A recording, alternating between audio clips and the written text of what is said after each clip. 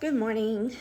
So I thought on it last night, and I think that I'm going to wait to out my family because I would like to finish this series first. So we're going to talk about from sentencing to the track meet incident, possibly the 4th of July incident, and that is what triggered this series. So when he was sentenced, as I said prior, he got his misdemeanors were, or his felonies were dropped to misdemeanors. Misdemeanor sexual assault 2 counts, and misdemeanor incest 2 counts, and 2 years probation, and then he has to do classes and whatever. He will finish his first year in August of this year, and then his second year will be August of next year. So fast forward to May of this year, and Kyler had, he started track in May, and he had an all-district track meet at Wenatchee High School. He did not know the whole time Sky was there at that school, in that school. So we're at the track meet, and I'm trying to make videos, or take videos of Kyler doing his events. And I start getting all these calls around 4 o'clock, shortly after school lets out. And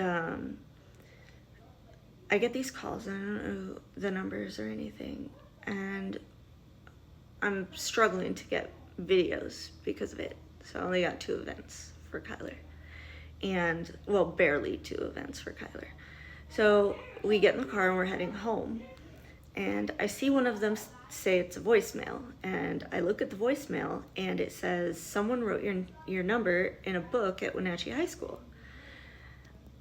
And I was mad because his friends all go to, as far as I know, the ones from elementary all go to Pinnacles, as well as my daughter's friends going to Pinnacles. Therefore, no one at Wenatchee High School has my number but him. And he knows it by heart because when he went to jail, he didn't have a phone or anything. So when he was calling me, he only called me twice because I didn't want nothing to do with him. And that may sound heartless, but Kyler was my number 1 priority at that point. And so I'm like, he's the only one. So I went to Wenatchee High School. I spoke with an assistant principal and I said, this is what happened. I would like to speak with the SRO. They basically just brushed me out of the office.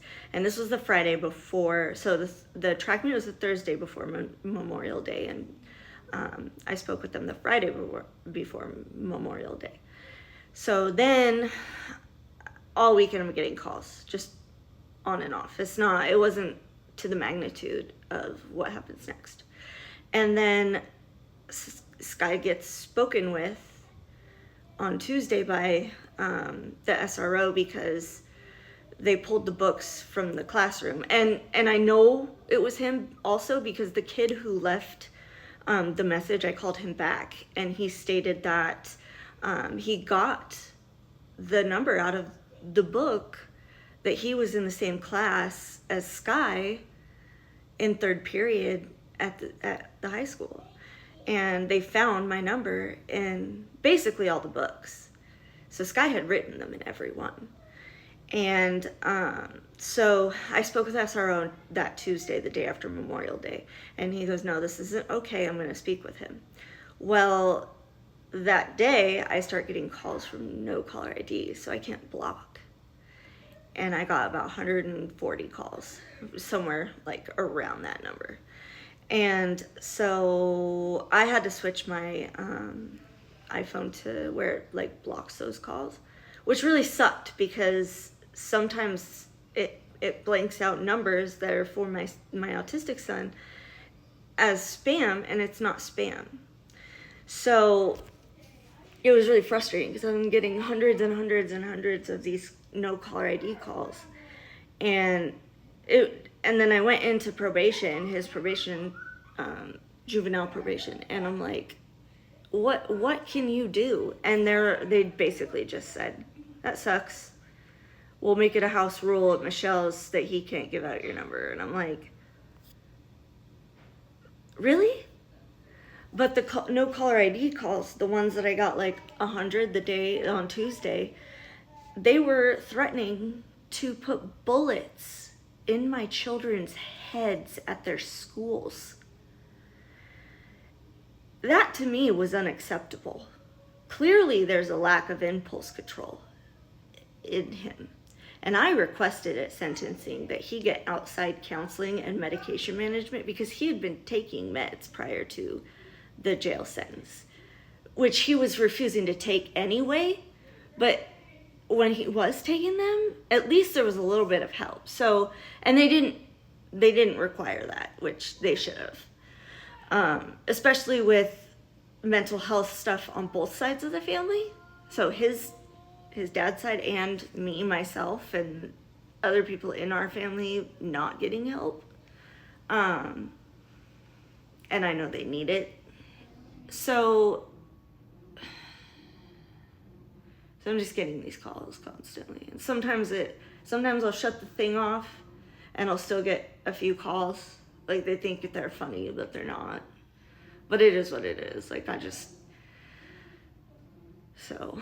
and then on 4th of July, Kyler and I and Scarlett were pulling, we had to use a suitcase that pulls because I don't have a cooler that pulls and I can't carry all the bags and shit. So we're pulling this suitcase and dragging the beach bag to the park or into Walla Walla.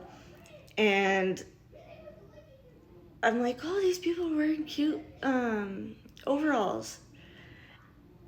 And then I realized, and I'm like, Kyler, stop right there. And I walked up. Well, I was running up and I don't run. My cardio is shit. So I run up as fast as I can and then I just stop because I'm losing breath. And I yell, hey! And Michelle, Alan, Mason, their son, and Sky all turn around and look at me. And I said, nope, you gotta go. And then I said, you did it to yourself. And they turn around and start walking, and Michelle goes, you did it to him. And I'm like thinking, like, what if Kyler was right there and he saw that? And he heard that? How do you think he would feel? He would have blamed himself. Does that not affect you at all? Do you even care? And I said, no, he did it. And then my Uncle Alan says, shut the fuck up. That's pretty fucking heartless to me. Pretty fucking heartless. It just kills me that no one cares about Kyler and his feelings at this point. It breaks my heart. My son deserves better. He really does. And my family failed him. I'm fighting for him, unlike my mom. I'm fighting for my son and his feelings. And his dad does too. Regardless of if we get along or not, he's never gonna let him hurt, and I'm never gonna let him hurt. But that is the end of that story.